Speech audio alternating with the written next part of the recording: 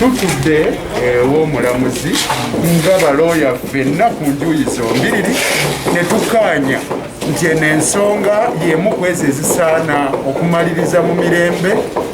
Nabagamba ku mulundi guli nti tetulina bingi bye tujja kusimaasima, wabula olw'obulungi bw'omwana omuto zino ensonga zeetaaga kumaliriza mirembe. Era ttiimu zombi oluuyi olwateekayo ensonga n'oluuyi oluwolereza olwawawaabirwa tukkaanyizza nga tetwetemyemu nti tusooke tugende mu makubo ag'okuteesa, era tugenda kuteesa.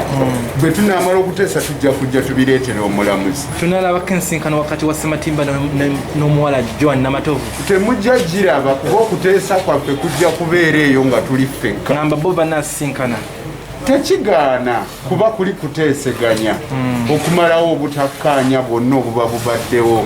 Omuwala agamba nti enteeseganya zaali zaagayina ensonga lwaki yeekubira omulanga mu bannamateeka mulowooza era teziigaane. Enteeseganya ze twogerako ze zino ezikwata ku nsonga eri mu kkooti, kati ezo endala ndowooza zo zaayitawo. Eno y'enkoko nkulu, tosobola kusala mugga nga tonnagutuukako.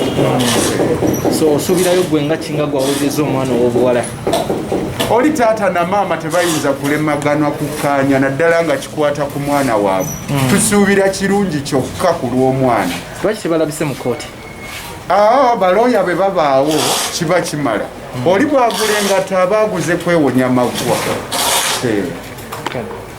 Uganda nga nkola ne kampuni eyitibwa Newmark Advocates nga ffe awamu ne mwami Nalukoola abawolereza omukyala Namatovu Joan.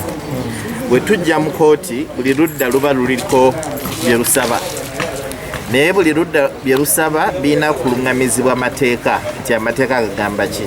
So mu nsonga gye tuliko eya kasitode, amateeka gennyini aga Uganda galambika ki ekirina okukolebwa. So okuteesa kwe tugendamu kugenda kuba kukonsideringa buli ludda lwe byagala n'amateeka kye kagamba. Ate ekirala nti bwe tuba mu kuteesa tugezaako okulaba nti tukakkanya obusungu ne emotions ezibeera involved.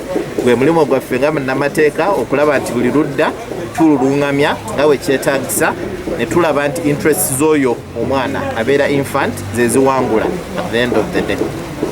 Yekkira nti wamwe ali mu mbeera ki kati kuba twasemba olaba nga ali mu miranga?